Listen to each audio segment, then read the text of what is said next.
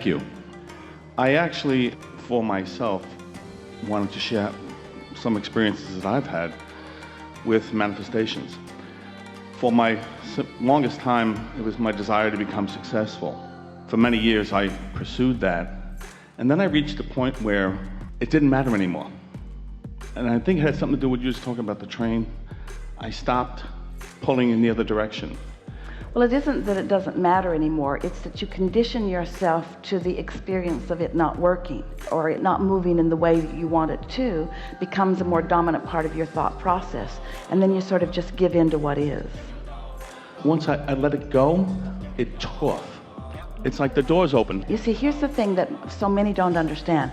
And in an action-oriented world, where you believe that it's what you're doing and that it's the action that you're offering that is making the difference, then effort feels like the factor that you should be applying.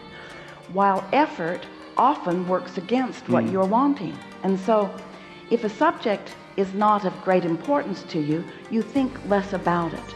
So if you've just offered a soft desire about something, and because it's not so important, so you don't think about it a lot, so you don't stack any more engines going in the opposite direction, it's natural and inevitable that your desire would come to fruition. But when you want it and you think about it and you want it and you discuss it and you want it and you try and you want it and you don't know about lining up energy, so you're contradicting most of your action through thoughts of doubt. Most people, we love you so much. You know what's coming next. You make a mess of your vibration because you're all over the place in what you're observing and saying. And then you try to fix it with action that just isn't powerful enough to make the difference. And then in your exhaustion, you just sort of give up. And what your giving up does is you give up the resistance, because you never give up the desire. You can't give up what you put into your vortex and that your inner being's been working on and got all queued up for you. You can't give this up. You can do one of two things. You can resist it, which is uncomfortable to you, or you can allow it, which is glorious. And so sometimes you have to get a little tired before you give up. Most people have to croak. We just think that's unnecessary. We don't think you should have to croak. We think you ought to be able to give your attention to more things that feel better and deliberately soften your vibration of resistance. That's why we explain things like, when you're tuned in, tapped in, turned on, when you're in alignment with who you really are, it's like the cork floating up here on the surface of the water. You can hold it under unnaturally.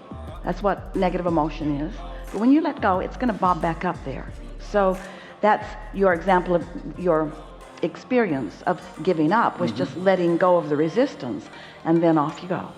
Yeah. That's exactly what happened. Yes. 6 years ago, I was diagnosed with post-traumatic stress disorder.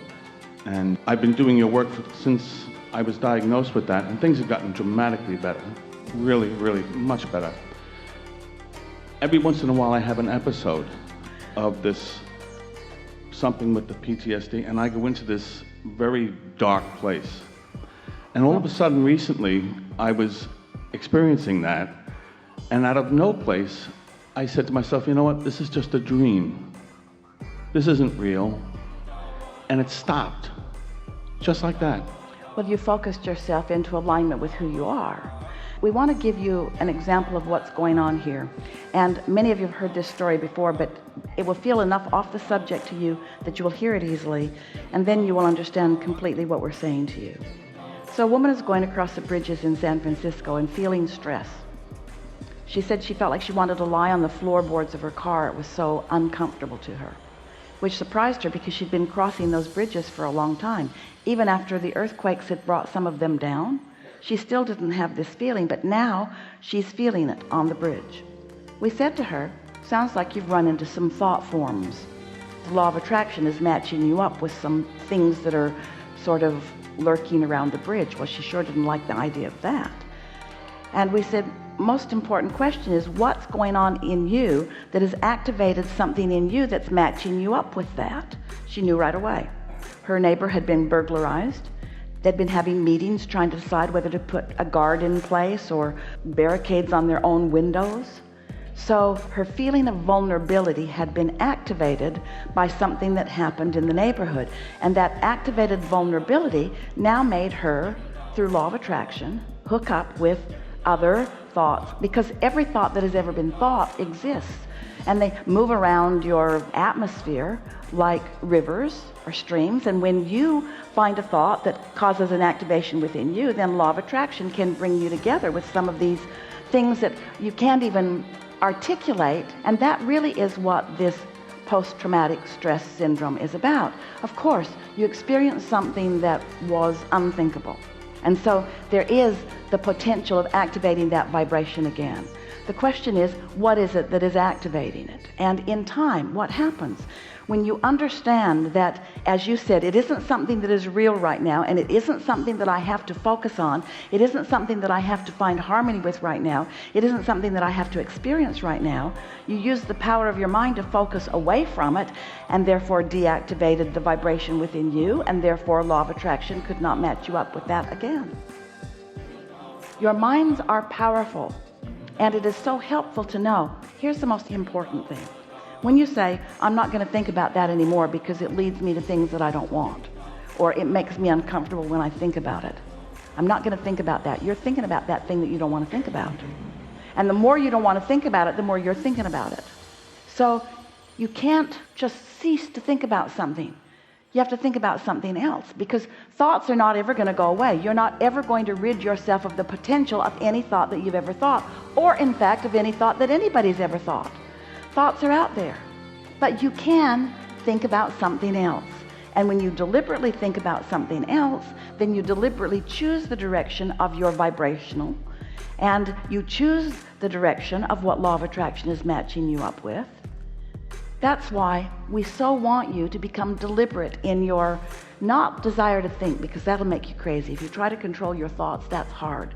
But if you will decide, I want to feel good, and you will more and more reach for good feeling thoughts, then you'll develop more of these patterns, and a momentum takes place.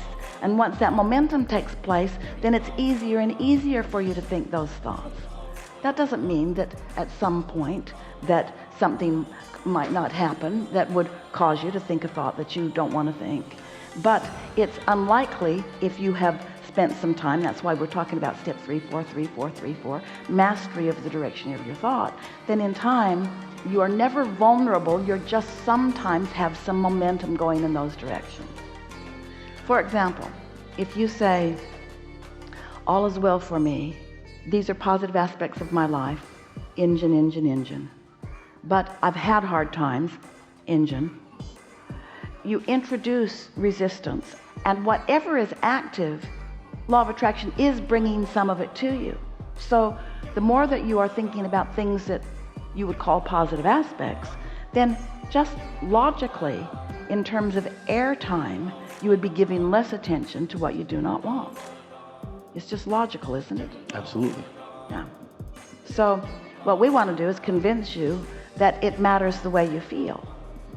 We don't know anybody that wants anything for any reason other than that they believe in the having of it, they will feel better. And so if you can show yourself, as you have, that you can choose thoughts that feel better, and that as you give your attention to it, you know, you only have to give your attention to a thought for under 17 seconds now. It's closer to 16 seconds. You only have to give your attention to something for 16 seconds for law of attraction to provide another equivalent thought. And when you hold those thoughts for another 16 seconds, then another thought like it joins it, and you get just barely over a minute, and you've got true momentum going. Enough momentum that more and more thoughts are coming, and maybe even manifestations begin to show themselves to you in some way. But the average person does not think a thought for more than 8 or 9 seconds before you contradict it, because you're not focusing with the intention of gaining momentum. You're most focusing with the intention of being objective. I want to consider everything. And we say, really? You really want an engine going that way and an engine going that way? You think that's to your advantage? Well, it makes me more objective. And it makes the people whose engines are going that way like me better. I want to be objective. And we say, really, we don't think that you're really wanting so much to be objective as you're wanting to be the deliberate creator of your own experience. And we think that your objectivity is what has filled your vortex full of what you now know you want. And now it's time for you to allow the universe to yield to you what you've already sifted out. So step one is the time for more objectivity. It gives birth to what you really want. But once it's there, give yourself the opportunity to begin realizing some of it, and then there'll be an opportunity for more contrast and more objectivity. But if you would think entirely, and we know that's asking a lot. In fact, you can't do it. But if you could think mostly, and you can do that, about what you want and why you want it, all the post-traumatic stress syndrome of past experiences of unwanted will become deactivated within you. And everybody's got some of it. In fact, that's what beliefs that don't serve you really are. It's an active thought within you, an active belief within you that you're not doing on purpose. It's an active belief because you're not doing something else. I understand. Yeah, you do. Last thing, I have to thank you and all the work that you've done with us. You all are doing the work. Yeah, you facilitate it. Yeah. Since I was a child, it was my longest dream to sing. Always wanted to sing all my life. And about a year ago, I started to perform in a cabaret off Broadway in Manhattan. And it's just been wonderful. It's just changed my whole life. Because your life can't be full of that and that at the same time. You chose something that lines you up. Oh, yeah. Really good. Thank you. Yeah, really good. Really good.